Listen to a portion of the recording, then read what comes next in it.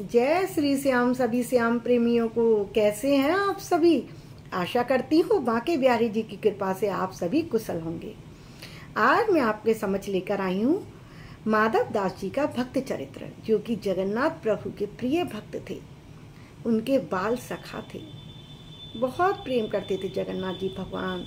जब माधव दास जी बीमार भी हो जाते हैं तो उनकी सेवा करने के लिए जगन्नाथ भगवान स्वयं आ जाते हैं, और जब जहाँ जहाँ जाते थे माधव दास भगवान उनके पीछे चल पड़ते थे।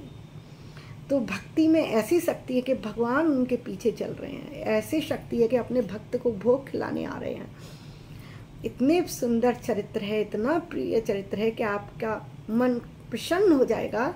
मेरे साथ वीडियो में अंत तक बने रहिएगा, देखिएगा एक एक शब्द, एक एक अक्षर उनके भक्त के जीवन के चरित्र का सुनकर कैसा आनंद का अनुभव होता है। माधव दास जी विनय की मूर्ति भगवान वेद व्यास जी ही जैसे कि मानो माधव दास जी के रूप में प्रकट हुए हैं जगत का कल्याण करने के लिए।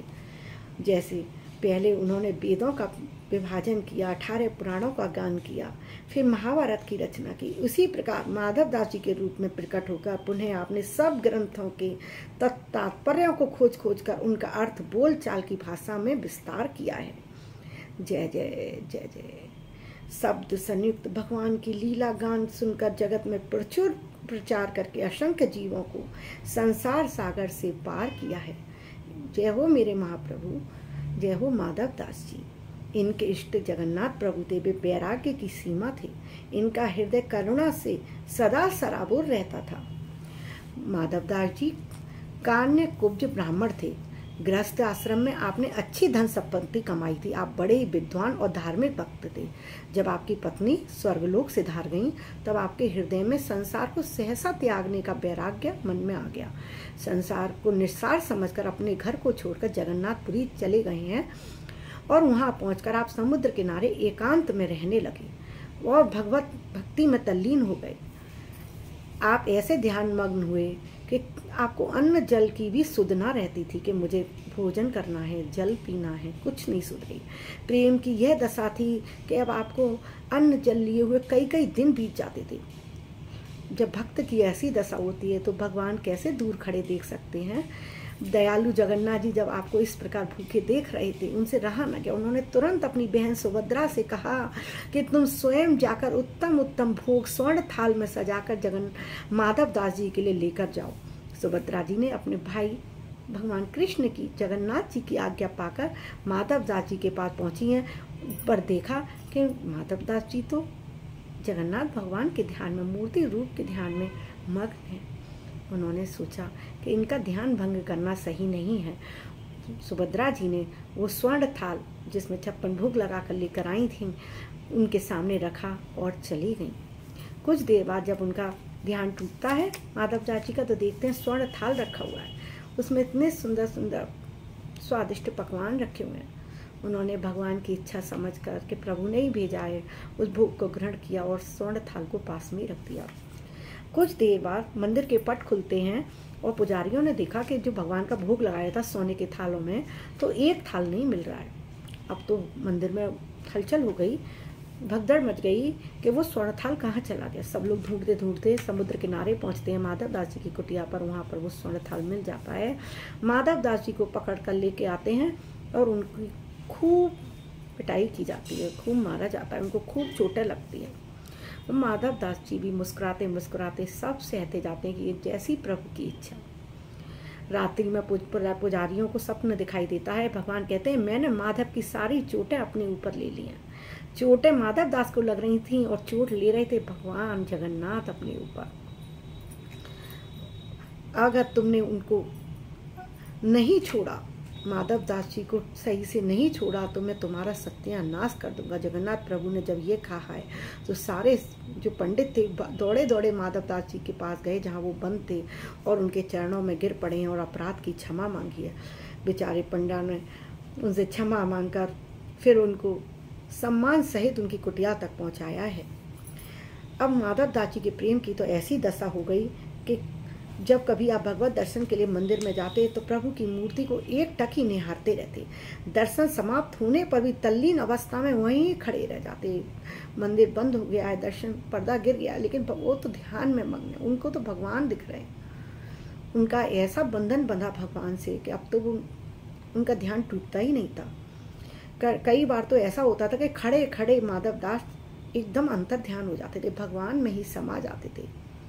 एक बार आप रात्रि में ही मंदिर में ही रुके, वहाँ जब रात्रि में आपको जाड़ा लगने लगा तो स्वयं जगन्नाथ प्रभु ने आपको रजाई भी उड़ाई।